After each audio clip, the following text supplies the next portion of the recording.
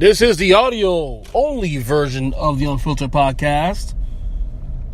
Actually, technically on Saturday now. Saturday, early morning, overnight, midnight, 12:45 on the East Coast. How you guys doing? I am Ernest E.J. Christian. Thank you for first of all for tuning in. Thank you for downloading. Of course, you can find all my work at Ernest Speaking Media at ErnestSpeaking.net, all the blogs I write. Yes, we're back to writing again, folks. We're back to writing again. Yes, I'm back to writing again. Exciting stuff. Also, Ernest Speaking Podcast. Light schedule this week. I went a little light. Just dropped 2 shows this week. Student Game Report on Tuesday. Then on Thursday, I did the picks of the week and some other NBA discussions and whatnot with Zach the Diamond Generate. So got that for you guys. So I went a little light this week. Just want to lay back a little bit. The holidays are around, and a lot of things going on. Work, the day job, other things going on. I don't want to overdo it. The bandwidth. But again, you still got content. You still got content coming out. And this might be the last show here, at least until next week. The Chargers, the San Diego Chargers, they are for real. Folks, take them seriously. The Chargers are for real.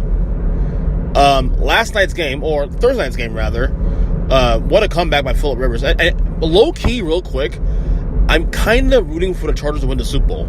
And this is a fact. This is even though I hate their ownership group, the Spanos family, who I can't stand, who I think screwed the city of San Diego by just abruptly leaving the city because he didn't get his way by getting a new stadium or a revamped stadium, whatever, in the city of San Diego.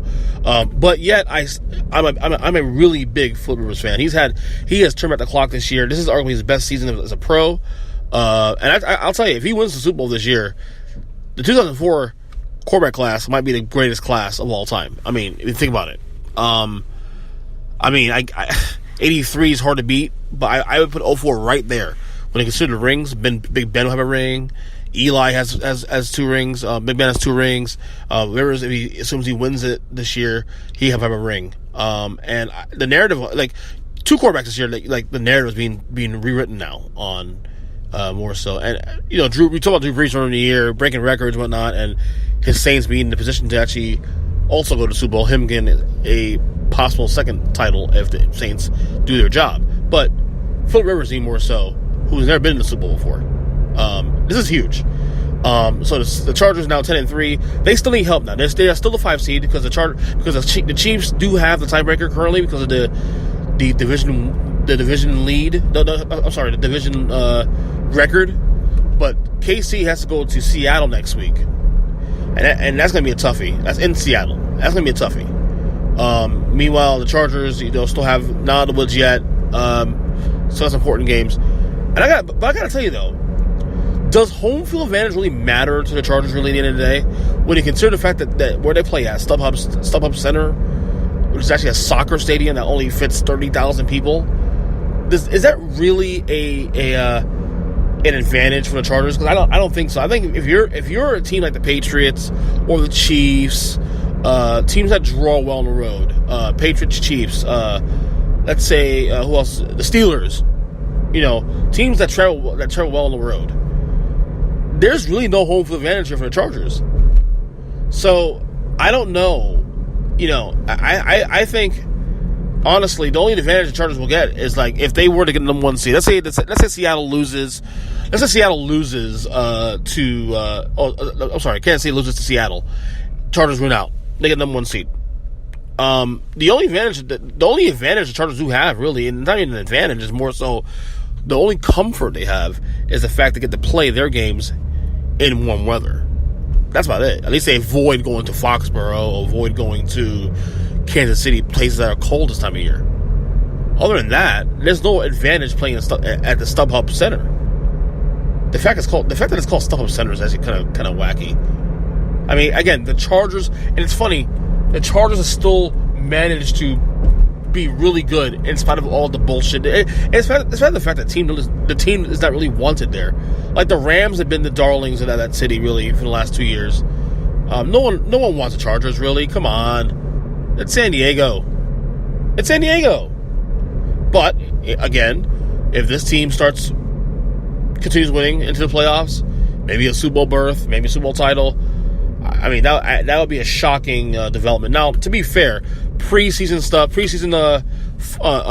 predictions, a lot of folks, including people on like appear on my podcast, predicted the Chargers would go to the Super Bowl.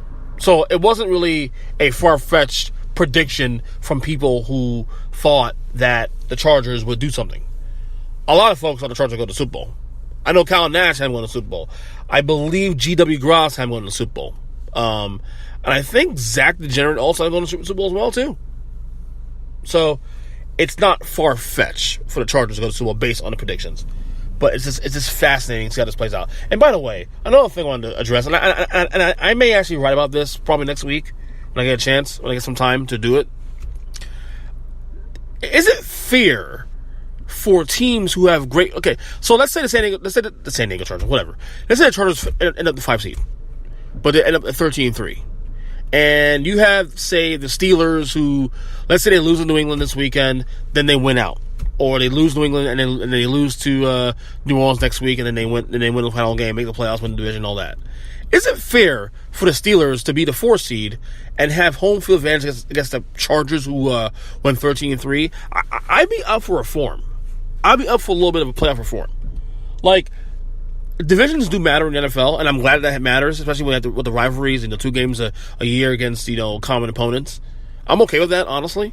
But is it fair that the teams who have worse records, even though the division winners, that they have home advantage? I don't think it's fair. I don't think it's fair at all. Now, look, I'm the kind of guy, who says that divisions, a lot of sports, they don't really take divisions too seriously, and I get that. First of all, I think the NBA, this is do away with divisions in general. Because look, even if you go to NBA.com, the way they have the standings in the NBA listed is not even in divisional form. They have it really in seeding form. So the NBA is really telling you they don't really care about divisions. So, but the NFL divisions do care. All I'm saying is this: you can still keep this. You can still keep the division winners, but the teams that have the better record should be hosting playoff games. Not the teams not the teams that had because they won a division. I don't think it's fair. I don't think it's fair. So. There's some food for thought there. Just some food for thought on that whole thing. Oh, and by the way, speaking of Chargers also too, we talk about Coach of the Year. We talk about obviously guys like Matt Nagy, who's going to win it probably, and who deserves to win it if the Bears continue to win out. Guys like Frank Reich, who's done a great job with the Colts so far. Why isn't Anthony Lynn getting more love? I'm really surprised Anthony Lynn's not getting any respect. This guy, all this guy's done is gone 20. I believe he's 20-10 as the head coach of the Chargers. And last year, people thought, he's going to be terrible. Chargers started slow, and then they caught fire late in the year. And ever since they caught fire late in the year, it's actually translated into wins now, into this season now. And that's with all the distractions of moving to LA from LA moving to LA from San Diego, all the home field or lack of home field advantage. They're still winning, and at some point you got to credit the coach. Anthony Lynn should be getting a lot more. I'm not saying he should win the Coach of the Year, but if I'm doing rankings right now, Coach of the Year, he's definitely in top 3. He's got to be top 3. I mean, Matt Nagy's in there. I would say Frank Reich for now. But definitely Anthony Lynn should be in the conversation. That's just what it should be. Period. In discussion. So, okay, this will be a shorter pod today. Best bets. Okay, here we go. Best bets. 5 games. Here we go. I went 4-1 last week. I believe I'm 36, 30, and 2. I think for the year. Something like that. Best bets. Rams. Take the Rams. -12 over the Eagles. No Carson Wentz. Rams. I'm surprised the spread has gone to 14. Honestly, take the Buccaneers +7.5 over the Ravens. Bucks screwed me last week in my parlay, but I'll take it one more time this week. I like the Seahawks -4 over San Francisco this week. Give me the under on Cowboys, Colts under at 47, and then the Carolina Panthers +6.5 over the Saints on Monday Night Football. The only reason that I explained this on the Ernst Spiegel podcast back on Thursday, the reason why I'm going this direction is because of the fact that because Carolina's slumping, but the fact that they're also on national television, I think pride will allow the Panthers at least be in this game. I'm not saying that the Saints won't win this game. I'm just saying that at least pride will make this game competitive. Pride, and it's a divisional rivalry, and also the fact that desperation for the Panthers. Saints will probably still win the game, but I think this will be a very, very close game. All right. What else on the list before I get out of here? Oh, Jan Jackson. Congrats to Jan Jackson on being selected to be in the 2019 Rock and Roll Hall of Fame. This was a third try. I'm surprised he didn't get it earlier. Weird. I don't know. I'm not familiar with with all the qualifications to get into the Hall of Fame. I know you have to be active for 25 years, but beyond that, that's the only thing I know. But Jan Jackson should have been in on the first or second try at least. The fact it took her a third try to get in, I mean, that's ridiculous. I mean, she's one of the most successful female artists of any genre in the history of music. I don't give a crap if she's related to Michael and the brothers. She's carved her own career, and she's done a great job of that. So, I don't know. That's just asinine to me. So congrats to Jan Jackson, of course. All right, finally, I want to address something here real quick. I almost he's a colleague, but I'm a fan of his. If you guys are familiar with Ross Tucker, Ross Tucker is a football podcaster, radio host, analyst, you name it. Former player also too. He actually tweeted yesterday about something about Taylor Swift being better than Prince, which boggled my mind. And I don't have to do some of this because I'm actually driving home now. I want to go home and get some rest. But even though I'm the anti stick to sports guy in this topic, Ross Tucker needs to stick to sports. He does. So anyway, short pod today because I gotta get out of here. Again, I'm on Twitter, EJChristian7. We'll probably do a show again. Probably on Monday, most likely.